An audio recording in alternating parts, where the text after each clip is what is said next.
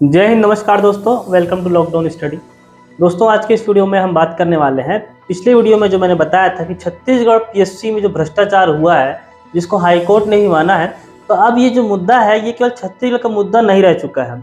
आप लोग देखेंगे कि इस मुद्दे को राष्ट्रीय स्तर की जो मीडिया है उसने भी कवर किया है, चाहे वो एबीपी न्यूज़ की बात कर लूँ, चाहे अभी ललन टॉप जो यूट्यूब चैनल है 26 मिलियन से अधिक सब्सक्राइबर हैं, उसके रिपोर्टर भी आए थे इस बात को रिपोर्टिंग करने के लिए। साथ ही में जब राहुल गांधी आए थे, राष्ट्रीय स्तर के नेता हैं और यहाँ छत्तीसगढ़ के प्रवास पर थे, तो विद्यार्थियों ने मुख्यमंत्री भूपेश बघेल से ट्रेन में बैठकर खुद ये बात बताई है कि छत्तीसगढ़ में भ्रष्टाचार हुआ है पीएससी को मामले को लेकर। अब दोस्तों, इस पर भी मुख्यमंत्री भूपेश बघेल ने कहा था कि किसी भी अभ्यर्थी ने लिखित रूप से मुझसे शिकायत नहीं की है। तो क्या इसका मतलब यह मान लिया जाए कि हमारे मुख्यमंत्री जी को इस बात की बिल्कुल भी खबर नहीं थी, अंदाजा नहीं था कि जो छत्तीसगढ़ पीएससी के अध्यक्ष हैं टामन सिंह सोनवानी जी, उनके परिवार से 5 से 6 अभ्यर्थियों का या उनके परिवार से 5 सदस्यों का पीएससी में सिलेक्शन हुआ है। जब बिलासपुर हाईकोर्ट तक ये बात पहुंच गई और जो पेपर्स थे वो बाहर निकल के सामने आने लगे, उत्तर पुस्तिकाएं, कि यहाँ पर इतनी सारी गड़बड़ियां हुए हैं, घोटाले हुए हैं, तब जाकर ये कहीं ये खबर प्रकाश में आई है और जो टॉप के 18 लोग थे उनकी नियुक्ति पर भी रोक लगा दी गई है। ठीक है, तो ये जो मुद्दा है ये लगातार चल रहा है और चुनाव से पहले इस प्रकार का जो विद्यार्थियों ने अभी बिलासपुर में प्रदर्शन किया है, जो खबर निकल के सामने आ रही है, तो गवर्नमेंट के लिए अच्छी बात नहीं है। अगर दोस्तों हम लोग बात करें तो इस समय पूरा मुद्दा आप लोग देख पाएंगे कि छत्तीसगढ़ गवर्नमेंट का और छत्तीसगढ़ के स्टूडेंट के बीच सिमटता हुआ निकल के आ रहा है। चाहे मैं बात करूँ कि पीएससी में अभी जो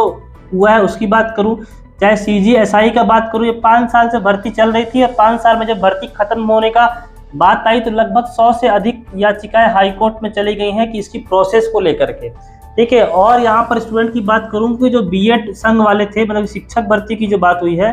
तो शिक्षक भर्ती का भी याचिकाएं कुछ हाईकोर्ट में पेंडिंग है, रिजर्वेशन वगैरह और बीएड वगैरह को लेकर के, और जो अभी शिक्षक भर्ती की नियुक्तियाँ भी दी जा रही हैं। तो मतलब अभी निर्णय आया नहीं है और नियुक्तियाँ दे दी गई हैं, इस बात का ये सारे मैटर भी सामने निकल के आ रहे हैं। तो देखा जाए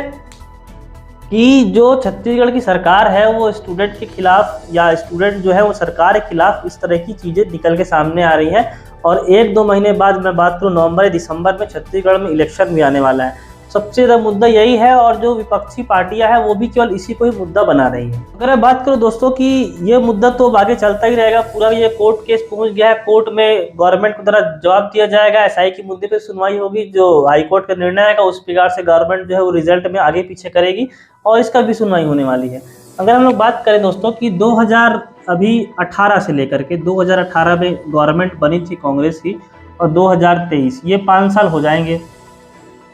2023। तो इन 5 सालों में अगर हम बात करें कि छत्तीसगढ़ की सरकार ने अभ्यर्थियों के लिए या स्टूडेंट्स के लिए कितना अच्छा काम किया है, तो इसमें बहुत अच्छा रेटिंग आप लोग नहीं दे पाएंगे। हालांकि गवर्नमेंट ने किसानों के लिए या मजदूरों के लिए काफ़ी अच्छा काम किया है, इसमें कोई शंका वाली बात नहीं है। 2-3 भर्ती अगर मैं छोड़ दूँ, शिक्षक भर्ती इससे पहले एक और हो चुकी है और एक बस्तर फाइटर की भर्ती आई थी छत्तीसगढ़ में, बस्तर फाइटर की, जो केवल ये बस्तर वाले को ही इसमें मौका मिला था। इसमें केवल बीएड और डीएड वाले शिक्षक भर्ती में आप लोग को पता है मौका मिलता है। इसके अलावा जो नॉर्मल ग्रेजुएशन के जो अभ्यर्थी होते हैं, जो बीए बीकॉम बीएससी करके रहते हैं, तो इस पिछले 5 साल में कोई भी ऐसी बड़ी वैकेंसी नहीं है जिसमें 400 500 या 1000 पद गवर्नमेंट के द्वारा मांगे गए हों या उस पर नोटिफिकेशन निकाला गया हो और अभ्यर्थियों को मौका दिया गया हो। तो कहने का मतलब ये है कि अगर रिपोर्ट कार्ड भी आप लोग देखेंगे 5 साल का गवर्नमेंट का, ये अभी हाल की बात इसको छोड़ दीजिए, ऐसी कोई भी बड़ी वैकेंसी नहीं आई हुई है। एडीओ की बात करें तो पिछले 1-1.5 साल से एडीओ के लिए कोचिंग संस्थाओं में कोचिंग क्लासेस चल रही हैं, नोट्स बढ़ रहे हैं और वैकेंसी आने वाली है, इस प्रकार की बातें, लेकिन वैकेंसी का अभी तक कुछ भी अता पता नहीं है। इसी प्रकार से हॉस्टल वार्डन के 500 से अधिक पदों पर पीएससी ने फॉर्म भरने के लिए नोटिफिकेशन निकाल दिया था, बाद में उसको भी वापस ले लिया, उसको भी कैंसिल कर दिया गया है। तो इस प्रकार से बहुत सारी चीज़ें जो है लगातार चलती आ रही हैं। साथ में 1-1.5 साल का यहाँ पर कोरोना काल भी 2020 में आप लोग मान सकते हैं, 2020 में कोरोना और लॉकडाउन की जो बातें आई थी, तो यहाँ पे भी 1 से 1.5 साल गवर्नमेंट के यहाँ पे खराब हो गए थे। छत्तीसगढ़ में लगभग 6 महीने का समय आरक्षण के मुद्दे पर भी खराब कर दिया है गवर्नमेंट ने। 6 मंथ का समय, जब बिलासपुर हाईकोर्ट का निर्णय आया था कि छत्तीसगढ़ में 58% का जो रिजर्वेशन है ये असंवैधानिक है, तो उस समय राज्यपाल को लेटर लिखने में, और जब 58% असंवैधानिक था तो उसको 76% करने में गवर्नमेंट ने यहाँ पे काफ़ी समय खराब कर दिया। 76% के चक्कर में ही ये जो पीएससी का विवाद है 2021 का विवाद है और इसका रिजल्ट क्या है अभी आ रहा है 2023 में। इस प्रकार की जो चीज़ें हैं वो पिछले 5 साल से छत्तीसगढ़ में लगातार चल रही हैं। स्टूडेंट्स लगातार दबाव में हैं, कोई भी वैकेंसी ठीक तरीके से नहीं हो रही है, भ्रष्टाचार की सरकार पर आरोप लग रहे हैं, कोई भी बड़ी मात्रा में बहुत ज़्यादा वैकेंसी नहीं आ रही है। अगर मैं बात करूँ तो छत्तीसगढ़ में पिछले 5 साल में एक भी भर्ती डीएफ मतलब जिला बल की, ठीक है, या एक